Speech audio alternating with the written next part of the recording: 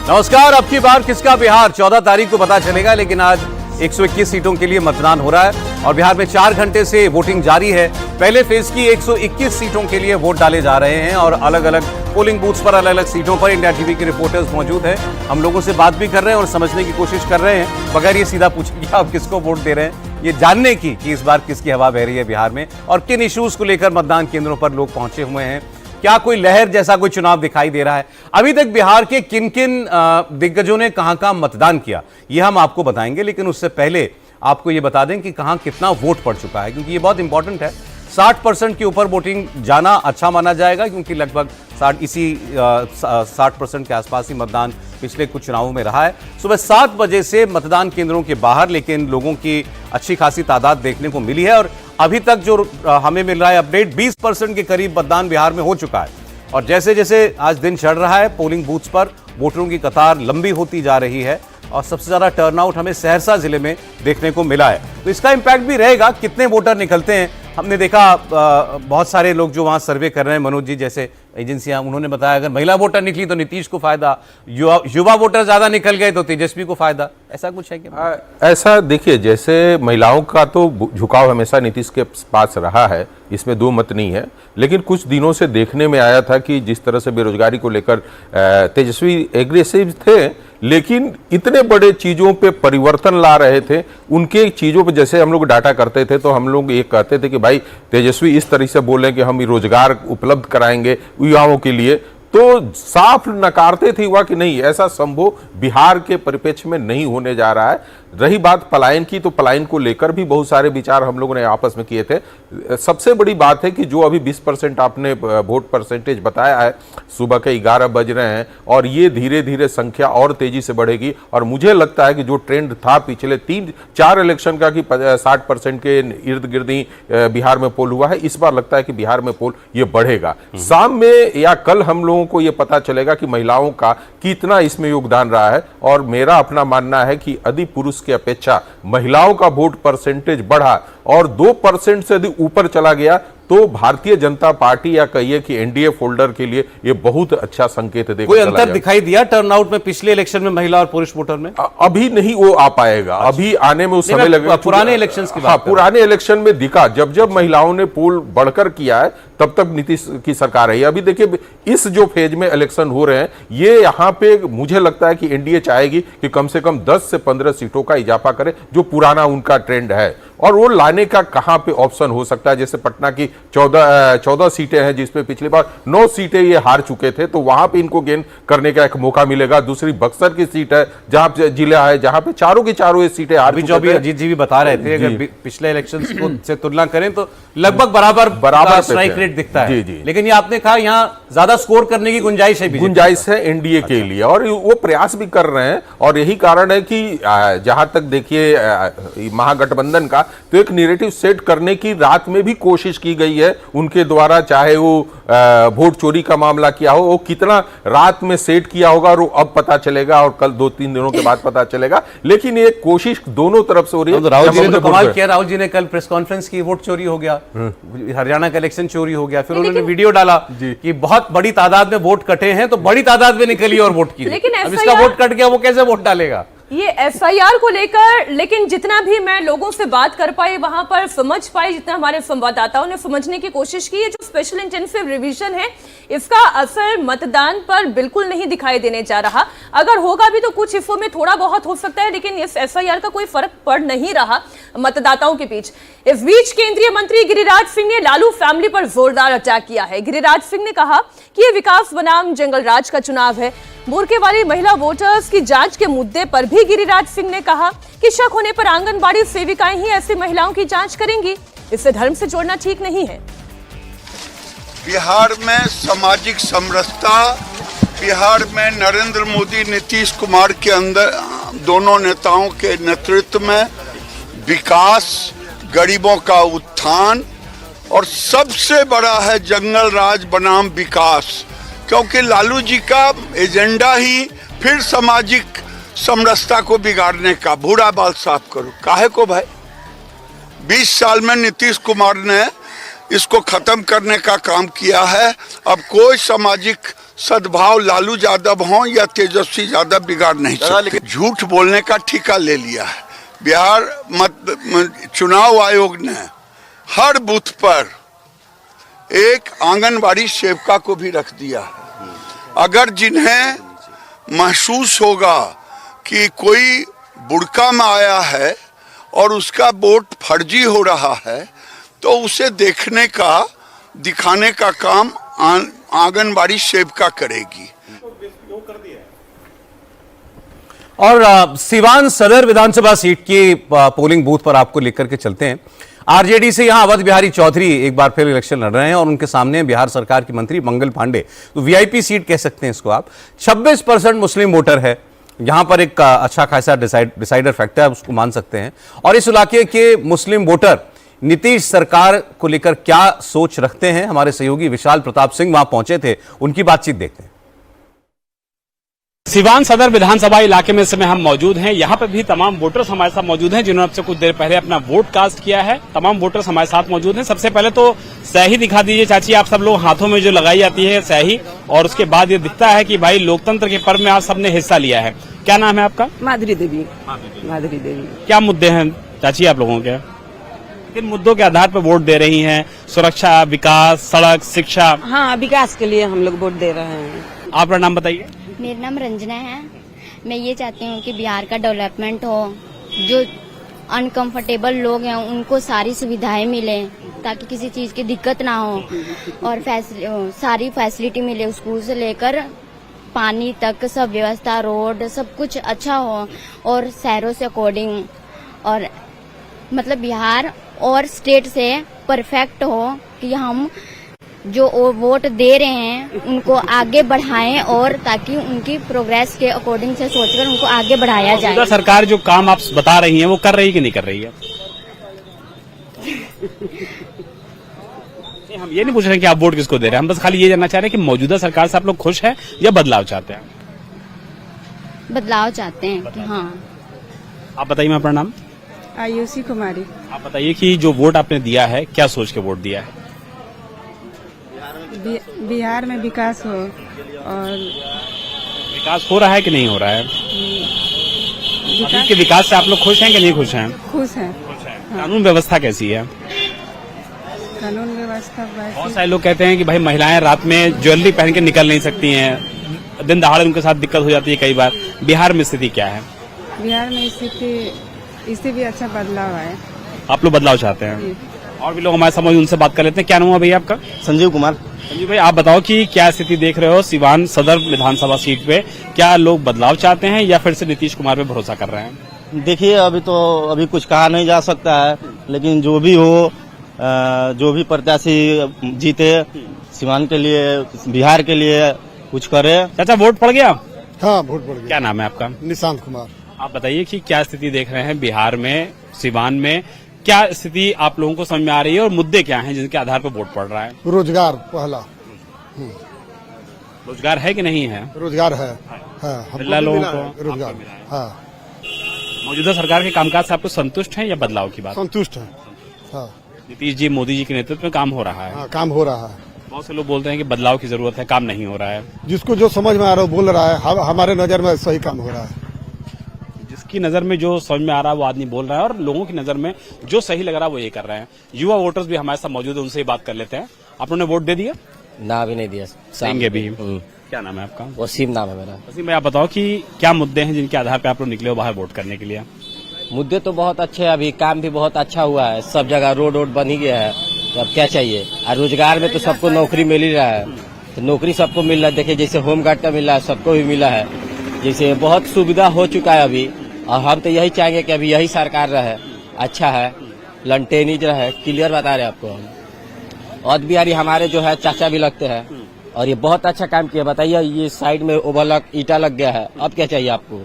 सब सुविधा है। मौजूदा सरकार के कामकाज से आप लोग संतुष्ट हैं? बहुत संतुष्ट है। बोला जाता है कि मुसलमान जो है वो कई बार लोग बीजेपी या एनडीए गठबंधन को पसंद नहीं करता है। ऐसा है क्या? वैसा नहीं है, जो अच्छा काम करेगा उसको हम लोग सपोर्ट करेंगे। क्या नाम हुआ आपका? उषा देवी। अच्छा, ये बताइए कि क्या मुद्दे हैं जिनके आधार पर आप लोग वोट करने पहुंचे हैं? अब मुद्दा यही है कि जो विकास करेगा उसी के नाम पे वोट देंगे। विकास मौजूदा सरकार कर रही है कि नहीं कर रही है? कर रही है कानून व्यवस्था ठीक है कि नहीं ठीक? और आगे भी देखा जाए। क्या नहीं बदलाव की आप लोग बात चाहते हैं? भी है और व्यवस्था भी ठीक ठाक होना चाहिए। कानून व्यवस्था ठीक है कि नहीं? ठीक है ठाक है। हाँ आप बताइए मैम, कानून व्यवस्था ठीक है कि नहीं ठीक? हाँ ठीक ठाक है। रात में आप लोग निकलते हैं तो डर तो नहीं लगता? नहीं डर तो नहीं लगता, डर नहीं लगता। बदलाव चाहते हैं आप लोग या मौजूदा सरकार ठीक काम कर रही है? नहीं बदलाव भी चाहिए, थोड़ा विकास हो। आपके मुद्दे क्या हैं? हम लोग का जो मुद्दा है, जो विकास हो रहा है वो अच्छा है। मौजूदा सरकार के कामकाज से आप लोग संतुष्ट हैं? संतुष्ट है।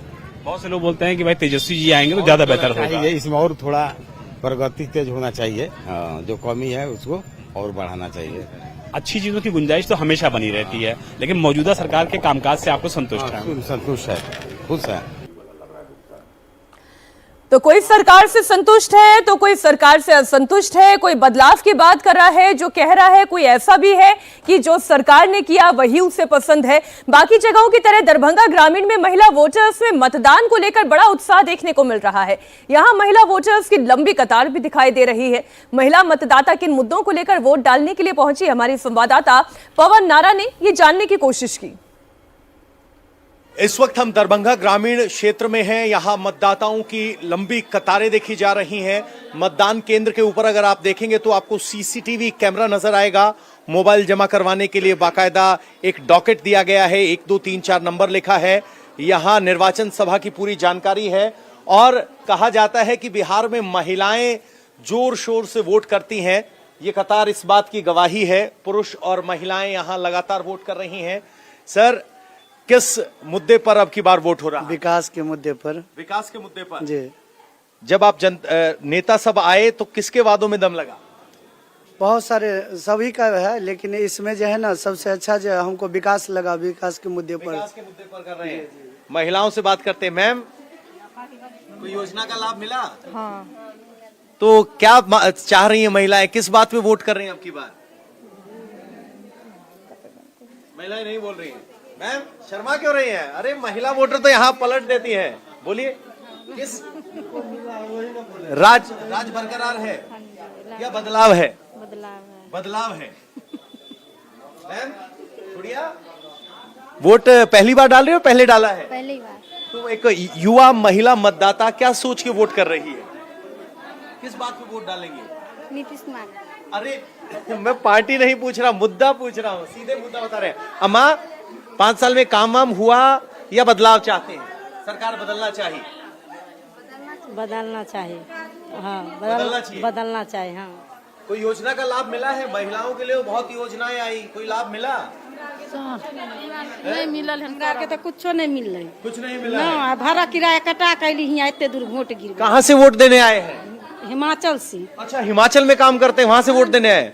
तो है कुछ नहीं मिला है। अच्छा, सरकार बरकरार है कि बदल रहे हो? पता नहीं, सरकार बदलते। माहौल कैसा है? माहौल तो खराबी है। खराबी है। हाँ जी। तो हिमाचल से चल के आई हैं।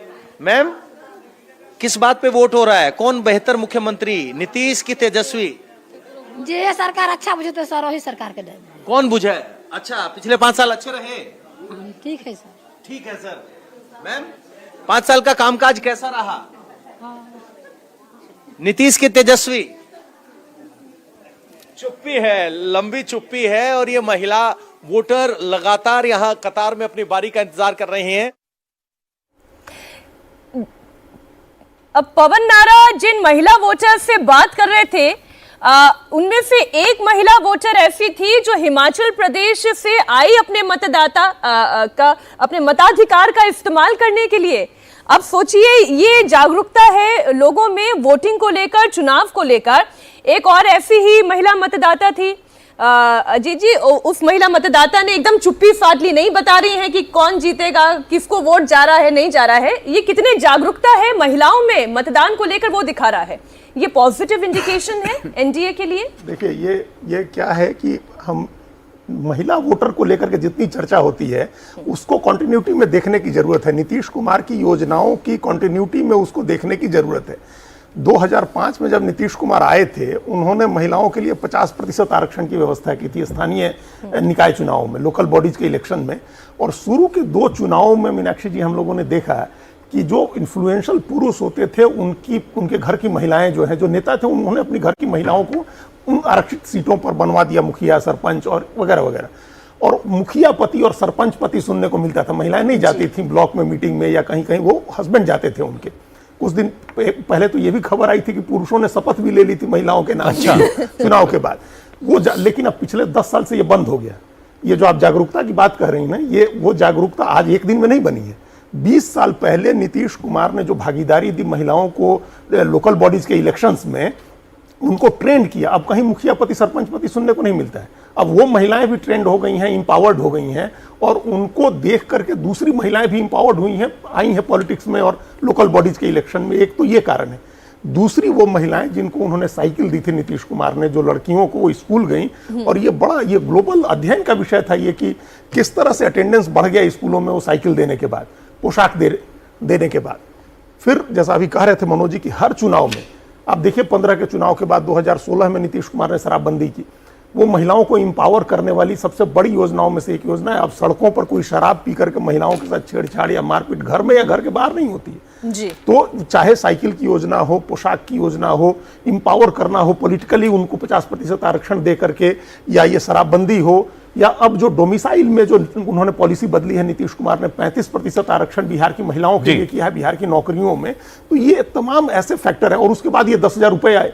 तो ये जो ऐसे फैक्टर्स हैं, ये सब मिलकर के महिलाओं हर इलेक्शन में मतलब वो एक एक्स फैक्टर महिलाओं के लिए योजना कर रखते हैं। अच्छा, अभी एक लालू यादव ने एक तस्वीर पोस्ट की है एक्स पर, उन्होंने अपनी राबड़ी देवी जी की और तेजस्वी, उनकी तीनों का वो उंगली की स्याही दिखाते हुए एक तस्वीर डाली और लिखा है, तवा से रोटी पलटती रहनी चाहिए नहीं तो जल जाएगी। 20 साल बहुत हुआ, अब युवा सरकार और नए बिहार के लिए तेजस्वी सरकार अति आवश्यक है। ये तस्वीर है, रोटी जल जाएगी, पलटते रहिए, पलटते हैं। तो 20 साल से एक साइड पड़ी है रोटी, तो जली तो नहीं। देखिए बहुत कुछ, देखिए ये राम मनोहर लोहिया का कमेंट है। अच्छा। और वो तो चाहते थे कि हर 5 साल पर ही रोटी पलटती रहे, लेकिन अब तो 20 साल से बहुत कुछ कहा नहीं। देखिए जो सत्ता में होता है वो बहुत कुछ अपने बारे में कह सकता है। सत्ता में जो होता है वो बहुत कुछ कह सकता है, उसके लिए कहने के लिए होता है, उसने काम किया होता है तो वो दिखा भी सकता है। जो सत्ता से बाहर होता है वो इसी तरह से बात करता है कि भाई पलट दो अब रोटी। देखिए अभी दरभंगा की बात हो रही थी, दरभंगा का पूरा इलाका जो अगर आप देखेंगे तो ये एनडीए का इलाका है, और इसमें पिछली बार 9 सीटें एनडीए ने निकाली थी। और अगर हम उस तरह से देखें, आपने उससे पहले सिवान की बात की, तो अलग अलग इलाकों में आपको अलग अलग तरह से लोग दिखेंगे। सिवान की आप बात करेंगे तो सिवान जो है वो पिछले 1900 वोटों से पिछली बार भी की।